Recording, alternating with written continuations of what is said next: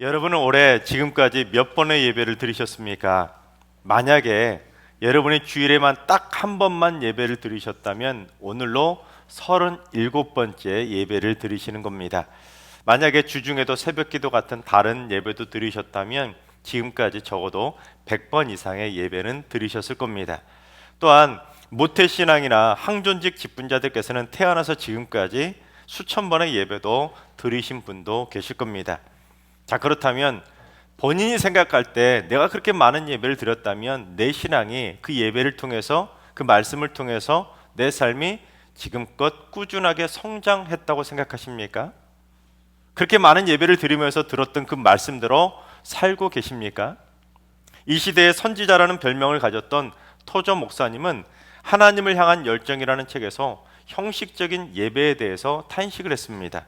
오늘날 그리스도인들의 문제는 수많은 예배를 드리고 수많은 말씀을 듣는데 정작 삶의 변화가 없다는 것이 문제라는 것입니다. 그걸 손수레로 비유를 했습니다. 성도들이 주일을 되면 예배를 드리잖아요. 예배를 드리면, 말씀을 들으면 내가 이제 말씀대로 살아야 되겠구나 하고는 주일에는 그래도 그동안 일주일 동안 먼지 쌓였던 내 믿음의 수레를 끌고 열심히 산을 올라간다고 합니다. 그런데 월요일 아침이 되면 언제 그랬냐는 듯이 딱 놔버린다는 거예요. 그러면 그렇게 주일날 열심히 끌고 올라갔던 믿음의 손수레가 또르르륵 처음 원위치로 굴러 내려가 버린다고 합니다.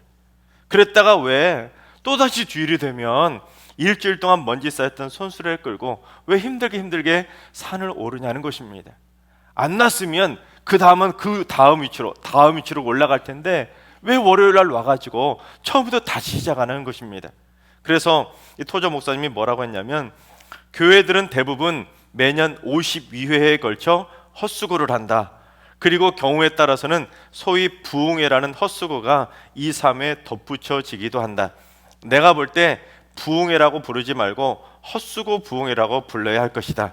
미국의 일부 지역에서는 부흥회를 시간을 더 연장한 집회라고 부른다고 하는데 차라리 이 표현이 더 정직한 것 같다. 아무튼 언제나 우리는 산으로 올라갔다가 이내 다시 내려오고 만다. 영적으로 주일에는 펄펄 뛰다가 월요일에는 슬그머니 뒷걸음질 친다. 그리고 다시 주일이 되면 똑같은 패턴을 반복하기 시작한다. 주님께서 머지않아 다시 오실 것을 생각할 때 이런 현상은 무서운 것이다. 바라옵기는 우리가 드리는 일평생의 예배가 헛수고가 되지 않길 바랍니다. 여러분이 매번 드리는 그 모든 예배가 저 천성을 향해 나아가는 믿음의 발걸음 되어서 매번 들려지는 말씀을 따라서 우리 모두 다 믿음의 손수레를 끌고 힘차게 올라가시되 절대로 놓지 마시기 바랍니다.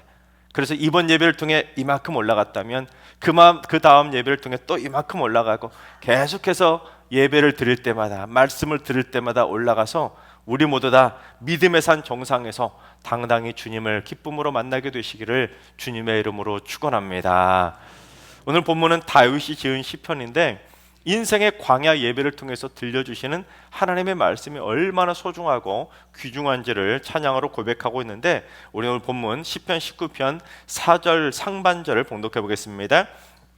그의 소리가 온 땅에 통하고 그의 말씀이 세상 끝까지 이르도다.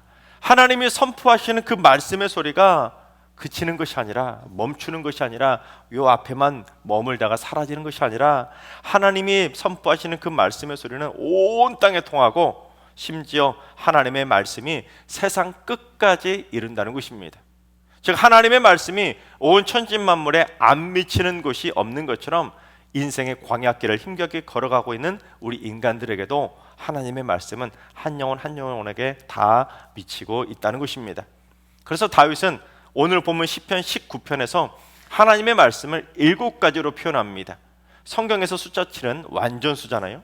그래서 이 하나님의 말씀이 온 세상 땅끝까지 선포될 정도로 한 명 한 명 모든 인간들에게 다 말씀이 선포되고 이를 정도로 하나님의 말씀은 완전하다는 것입니다. 그래서 오늘 본문을 살펴보면 시편 19편에는 하나님의 말씀을 표현하는 용어가 다양합니다. 말씀, 율법, 증거, 교훈, 계명, 도, 법. 하나님의 말씀을 이 7가지로 표현하면서 하나님의 말씀은 완전하시다고 하나님의 말씀에 대해서 찬양하고 있는 것입니다. 그뿐 아니라 시편 19편을 자세히 살펴보면 하나님의 말씀의 속성도 7가지로 완전하다는 것을 표현하고 있습니다. 하나님의 말씀은 영광스럽고 완전하고 확실하고 정직하고 순결하고 정결하고 진실하다는 것입니다. 그러나 우리 인간은 어떻게 살아갑니까? 부끄럽고 불완전하고 불확실하고 부정직하고 불결하고 타락하고 거짓된 채 살아가고 있지 않습니까? 완전하신 하나님의 말씀하고는 정반대의 삶을 살아가는 것이 바로 불완전한 인간의 삶입니다. 그래서 불완전한 인간은 완전하신 하나님의 말씀을 계속해서 들어야 이제 그 말씀 따라서 조금씩 우리가 손수레를 놓지 않는 한 조금씩 신앙이 성장해 가게 되는 것입니다. 여러분, 제가 지난 특별 새벽 기도회 때 말씀을 전하면서 특별히 월요일에 특별한 히브리어 단어 하나를 지난 월요일에 말씀을 드렸습니다. 여러분 혹시 기억이 나십니까? 기억이 안 나셔야 정상이죠.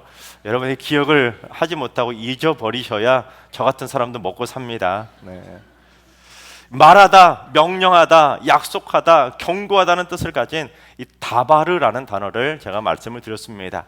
기억나시나요? 이제 이 다바르라는 말씀이 참 특이한데, 광야라는 단어도 다바르에서 나왔고 말씀이라는 단어도 다바르에서 나왔고 하나님의 임재를 상징하는 지성소도 다바르에서 나왔습니다. 그러니까 광야, 말씀, 지성소 이 세 가지 단어는 히브리어로 엄격히 다른 단어를 사용하고 있지만 이 세 가지 단어 모두 다 한 단어인 다바르라는 단어를 어근으로 사용하고 있다는 것입니다. 그래서 다바르, 광야길을 걸어가고 있는 우리 인간들은 다바르, 지성소 같은 하나님의 깊은 임재를 경험하기 위해서는 반드시 다바르, 하나님의 말씀을 귀담아 잘 들어야 한다는 것입니다. 그래야 인생의 광야 예배에서 헛수고하지 않고 축복의 광야길을 걸어가게 되는 것입니다. 자, 그렇다면 오늘 말씀을 통해서 우리 말씀을 통한 하나님의 은혜를 나눠보도록 하겠습니다. 첫째, 하나님의 말씀에는 인간을 변화시키는 완전한 능력이 담겨 있는 것입니다. 우리 7절과 8절을 봉독합니다. 여호와의 율법은 완전하여 영혼을 소성시키며 여호와의 증거는 확실하여 우둔한 자를 지혜롭게 하며 여호와의 교훈은 정직하여 마음을 기쁘게 하고 여호와의 계명은 순결하여 눈을 밝게 하시도다. 인간은 불완전해서 말씀을 듣고도 헛수고로 돌아가 버릴 때가 많이 있지만 여호와의 말씀의 율법은 완전해서 잠자던 영혼, 죽어가던 영혼에 생기를 불어넣어서 소생시켜 준다는 겁니다. 소생은 마치 죽어가던 사람에게 막 심폐소생술을 해서 살려내는 것처럼 우리의 죽어가던 영혼도 하나님의 말씀이 들어가게 되면 우리의 죽었던 영혼도 살아나게 된다는 것입니다. 또한 우둔한 자는 지혜롭게 변화시켜주고 슬픔 가운데 낙심하던 자들은 기쁘게 변화시켜주고 우리의 영안을 밝히 열어서 하나님의 사람으로 변화시켜 주시는 완전한 능력의 말씀이 바로 하나님의 말씀이라는 것입니다. 즉 인간은 불완전해도 하나님의 말씀만큼은 완전하기 때문에 불완전한 인간이 광야 예배를 통해서 하나님의 말씀만 제대로 들으면 우리 인생은 분명히 변화되고 성장할 수가 있는 것입니다. 하지만 그처럼 하나님의 말씀은 완벽하고도 완전한데도 불구하고 인간은 빨리빨리 변화되지 못하고 살아가는 것이 참 안타까운 일 아니겠습니까? 그렇게 많은 예배를 드리는데 그렇게 많은 말씀을 듣는데도 돌아서면 도루묵으로 손수레를 놔버리는 것이 바로 우리들의 연약한 삶의 모습이라는 것입니다. 그래서 덴마크의 철학자였던 키르케고르는 그처럼 말씀을 듣고도 수많은 예배를 드려도 변화되지 못하는 성도들을 집에서 기르는 집 거위에 비유하면서 다음과 같이 비판적으로 풍자를 했던 적이 있었습니다. 거위들이 뒤뚱거리며 교회에 들어와 예배한다. 설교자는 날아다니는 것이 얼마나 경이로운지에 대해 설교한다. 여러분, 우리는 더 이상 뒤뚱거리며 걸어 다니지 않아도 됩니다. 이제 우리도 날 수 있게 되었습니다. 우리는 더 먼 지역인 축복의 땅으로 날아갈 것입니다. 설교를 들은 거위들은 꽥꽥거리며 아멘이라 화답하고는 다시 일렬로 뒤뚱거리며 집으로 간다. 여전히 걸어서 간다. 말씀을 들을 때마다 말로는 그렇게 되겠다고, 그렇게 할 수 있을 거라고 아멘 아멘 하면서도 정작 그 말씀대로 실천하지 않고 변화되지 않는 모습이 답답했던 것입니다. 물론 저라고 해서 잘났다는 거 절대로 아닙니다. 목회자도 제가 설교한 대로 저조차도 말씀대로 살지 못할 때 제 자신도 얼마나 답답한지 모릅니다. 주일에 성도들 향해서 뒤뚱거리지 마세요, 염려하지 마세요 하고는 그렇게 목에 핏발 서도록 똑같은 설교를 주일에 1부부터 4부까지 4번이나 똑같은 설교를 반복해 놓고도 월요일 아침이 되면 저도 뒤뚱거리며 염려하고 있는 제 자신을 바라볼 때 제 자신이 얼마나 한심했던 적이 한두 번이 아닙니다. 제가 완전하신 하나님의 말씀을 선포하는데 세상 말을 가르치는 것도 아니라 완전하시고 완벽하신 하나님의 전능하신 말씀을 선포하는데도 불구하고 저부터 말씀대로 변하지 못하고, 저부터 월요일에 믿음의 손수레를 놔버리고, 저부터 뒤뚱뒤뚱 집 오리로 불완전하게 살아가고 있는데 이 연약한 죄인이 누구를 탓하겠습니까? 그러나 여러분, 인생의 광야에서 들려주시는 하나님의 말씀은 언젠간 우리를 반드시 완전하게 변화시켜 주실 줄로 믿습니다. 설령 우리가 날지 못하고 뒤뚱뒤뚱 집오리로 살고 있으면 하나님 우리를 안타깝게 여기시고 때로는 독수리 날개로 우리를 쫙 업어서 우리를 날게 해 주실 줄로 믿습니다. 바라옵기는 우리 모두 광야 예배에서 듣는 하나님의 완전하신 말씀을 통해 우리의 영혼이 새롭게 변화되고 우리의 영혼이 밝아질 수 있기를 바랍니다. 그래서 슬픔이 기쁨으로 변화되듯이 우리의 삶의 모든 어두운 면이 밝은 면으로 다 변화되고, 무지함은 지혜로 변화되고, 연약함은 강함으로 변화되어 가시기를 주님의 이름으로 축원합니다. 둘째, 여호와를 경외하는 자가 경고의 말씀을 듣고 자신의 죄악을 깨닫게 되는 것입니다. 우리 9절과 10절을 봉독합니다. 여호와를 경외하는 도는 정결하여 영원까지 이르고 여호와의 법도 진실하여 다 의로우니 금 곧 많은 순금보다 더 사모할 것이며 꿀과 송이꿀보다 더 달도다. 여호와를 경외한다. 이 경외라는 단어는 하나님을 두려워한다는 의미입니다. 하나님 무서운 줄 알고 산다는 것이죠. 그처럼 하나님을 두려워할 줄 아는, 하나님 무서운 줄 알고 살아가는, 하나님을 경외하는 사람들은 하나님의 말씀이 순금보다 더 귀하고 송이꿀보다 더 달콤하다는 것을 깨닫고 그 하나님의 귀한 말씀을 사모하니까 말씀대로 살면서 죄악의 유혹도 떨쳐낼 수 있는 것이고 자신의 죄악도 깨닫고 믿음으로 그 죄악을 이겨낼 수 있게 되는 것입니다. 제가 앞에서 말씀드린 다바르라는 단어에 경고하다는 뜻이 담겨 있다고 하지 않았습니까? 즉 광야에서 이 예배를 드리며 하나님의 말씀을 들을 때 그 말씀의 귀중함, 말씀의 달콤함을 맛본 사람들은 나를 향해 경고하시는 두렵고 떨리는 무서운 말씀도 듣기 싫어하는 것이 아니라 너무 귀중하고 너무 달콤해서 하나님의 말씀이 없으면 살 수 없을 정도로 그 말씀을 간절히 사모하게 되는 것입니다. 왜 그런지 11절과 12절을 봉독해 보겠습니다. 또 주의 종이 이것으로 경고를 받고 이것을 지킴으로 상이 크니이다. 자기 허물을 능히 깨달을 자 누구리요? 나를 숨은 허물에서 벗어나게 하소서.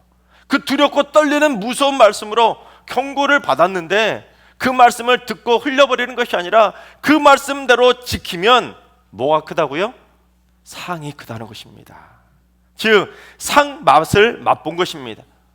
여러분, 올림픽 금메달리스트가 한 번 금메달 땄으면 됐지 왜 그 다음 올림픽에도 도전하기 위해서 그렇게 고생하면서 땀 흘리며 훈련합니까? 왜 그럴까요? 세상에서 최고로 알아주는 바로 금메달이라고 하는 세상 최고의 상 맛을 맛보았기 때문에 그 다음 올림픽을 위해서도 열심히 땀 흘리며 도전을 하게 되는 것입니다.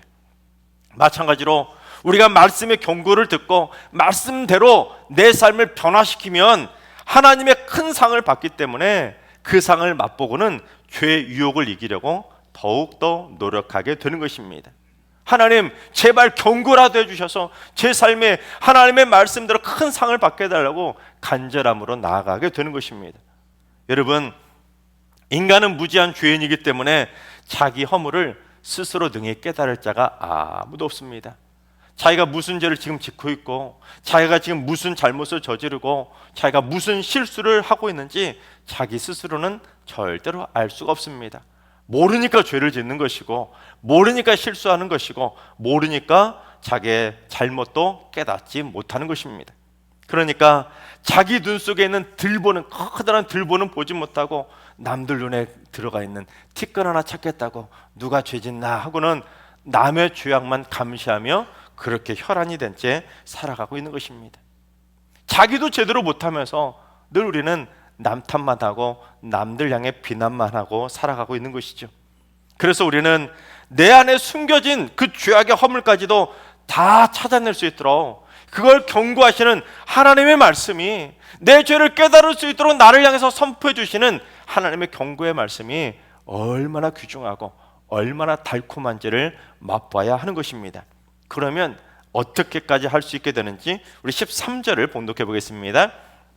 또 주의 종에게 고의로 죄를 짓지 말게 하사 그 죄가 나를 주장하지 못하게 하소서. 그리하면 내가 정직하여 큰 죄과에서 벗어나겠나이다. 하나님 제발 저에게 경고라도 해주셔서 제가 알고 짓는 죄도 못하도록 좀 막아주시고, 설령 제가 큰 죄를 짓더라도 그 죄를 저에게 덮지 마시고, 그 죄악에 제가 짓눌려 살아가지 않도록, 그 죄가 나를 주장하지 못하도록 하나님 제발 경고 좀 해주세요 하고 하나님의 경고의 말씀을 사모한 것입니다. 그렇습니다. 하나님의 경고의 말씀을 듣고 내 삶이 변화되어서 하나님으로부터 큰 상을 받은 사람은 어떻게든지 하나님의 축복의 말씀만 아니라 경고의 말씀조차 사모하게 되는 것입니다. 하나님의 말씀으로 내 안에 숨겨진 죄, 일부러 짓는 고의적인 죄, 용서받지 못할 큰 죄까지도 낱낱이 다 깨달아 하나님 앞에 회개할 수 있도록 하나님의 경고의 말씀을 간절히 사모하게 되는 것입니다. 그래서 다윗은 경고의 말씀이 진짜 복받는 말씀이라는 것을 깨닫게 된 것입니다. 왜냐하면 그 말씀대로 살면 뭘 받는다고요? 큰 상을 받기 때문입니다. 그래서 아무리 우리가 물질의 복을 받아도 자신의 죄를 깨닫지 못하고 죄악으로 살아가면 그는 복받은 자라고 말할 수가 없는 겁니다. 우리의 인생이 자신의 죄를 깨닫고 말씀대로 고치는 자가 하나님의 큰 상을 받는 진짜 복받은 사람이라는 것입니다. 바라옵기는 우리 모두 하나님을 경외하며 살아갈 수 있기를 바랍니다. 그래서 광야에서 나를 향해 경고하시는 그 두렵고 떨리는 무서운 말씀을 들었을 때 자신 안에 숨겨진 죄악까지 능히 다 깨닫고 회개함으로 말미암아 우리 모두 하나님 앞에서 허물 없는 삶으로 살아갈 수 있도록 하나님 앞에 한 걸음 한 걸음 나아가는 믿음의 백성들 다 되시기를 주님의 이름으로 축원합니다. 셋째, 광야 예배에서는 말씀을 잘 제대로 들어야 우리의 말과 생각까지도 하나님께 연락될 수 있는 것입니다. 우리 14절을 봉독해 보겠습니다. 나의 반석이시요 나의 구속자이신 여호와여, 내 입의 말과 마음의 묵상이 주님 앞에 연락되기를 원하나이다. 여러분, 여기서 연락이라는 것은 희생 제물이 하나님 앞에까지 상달되는 것을 바로 연락이라고 합니다. 그런데 제물을 하나님께 드리려면 어떤 제물만 바칠 수 있었습니까? 흠이 없는 완전한 제물만 하나님께 바칠 수 있었습니다. 그래서 백성들이 제물 드리겠다고 그렇게 동물을 가지고 오면 이 제물이 흠이 없는지 제사장이 꼼꼼하게 살펴본 다음에 합격하고 승인을 해줘야지만 그 제물을 가지고 하나님께 제사를 드릴 수 있었습니다. 즉 광야 예배에서 하나님의 완전하신 말씀을 제대로 드리면 자신도 완전한 희생 제물이 되어서 하나님께 상달될 수 있기를 간절하게 사모하며 원하게 되는 것입니다. 그러면 어떻게 되겠습니까? 흠이 없는 제물이 되기 위해서 말도 조심하게 되는 것이고 마음의 생각까지도 조심해서 하나님께 상달되도록 우리의 삶이 연락되도록 간절한 삶을 살아가게 되는 것입니다. 여러분은 여러분이 하고 계시는 그 말과 여러분의 마음속에 있는 생각들이 하나님께 상달될 만큼 흠이 없다고 생각하십니까? 자신이 하나님께 드려질 거룩하고 흠이 없는 거룩한 산 제물로 살아가고 있다고 생각하십니까? 우리의 영원한 대제사장이신 주님께서 여러분이 흠이 있는지 검열하실 때 내 말과 생각까지 흠이 없다고 주님께서 합격하고 승인해 주실 것 같습니까? 하나님의 심판대 앞에서도 나는 법 없이도 평생을 살았습니다, 그렇게 당당하게 말할 수 있겠습니까? 여러분, 물리적으로는 불가능합니다. 이 세상에 어떤 인간이 흠이 없는 희생제물로 온전히 드려질 수가 있겠습니까? 다들 흠덩어리를 달고 살아가는 천상 죄인 아닙니까? 그러나 흠이 없이 살 수는 없지만 흠을 줄여나갈 수는 있는 것입니다. 우리 한번 따라해 볼까요? 흠 없이 살 수는 없지만 흠을 줄여나가자. 그렇습니다. 우리는 절대로 인간의 힘으로 완벽할 수 없습니다. 환자가 응급실에 가면 간호사가 와서 꼭 하는 게 뭐죠? 수액을 놔주잖아요. 수액. 단순히 수액을 하나만 놔주는 것이 아니라 그 수액 주사 바늘을 통해서 환자를 살리기 위해서 소염제도 넣어주고 진통제도 넣어주고 항생제도 넣어주고, 때로는 육신이 좀 처져 있으면, 못 먹었으면 영양제도 수액을 통해서 공급해 주지 않습니까? 그리고 또 CT나 MRI를 찍을 때 아픈 곳이 잘 보이라고, 어디가 아픈지 찾아내려고 형광 물질도 넣어주지 않습니까? 마찬가지입니다. 우리가 예배 드리는 것은 여호와 라파, 명의의 하나님이 계시는 광야 응급실을 찾아가는 것입니다. 거기서 나를 병들고 죽게 만드는 죄악의 세균과 바이러스를 죽이기 위해서 말씀의 수액을 매번 예배를 드리는 것이, 내가 지금 하늘나라 응급실 찾아왔다는 생각을 가지고 매일매일 말씀의 수액을 맞아야 되는 것입니다. 또한 말씀의 MRI를 통해서 심령 골수를 다 쪼개서라도 지난 한 주간 동안 내가 무슨 죄를 지었는지, 숨겨진 죄악의 허물까지도 다 찾아낼 수 있어야 죄악된 말과 생각을 고침받고 우리의 삶이 연락될 수 있게 되는 것입니다. 여러분, 의사의 말도 잘 들어야 고침받는데 하물며 나를 살려주실 여호와 라파 명의이신 하나님의 말씀을 잘 듣는다면 얼마나 잘 고침받을 수 있겠습니까? 하나님께서 사랑하시는 여러분, 여호와 라파 명의의 하나님을 만나기 위해서 우리 예배 드릴 때마다 광야 응급실로 늘 찾아오시기 바랍니다.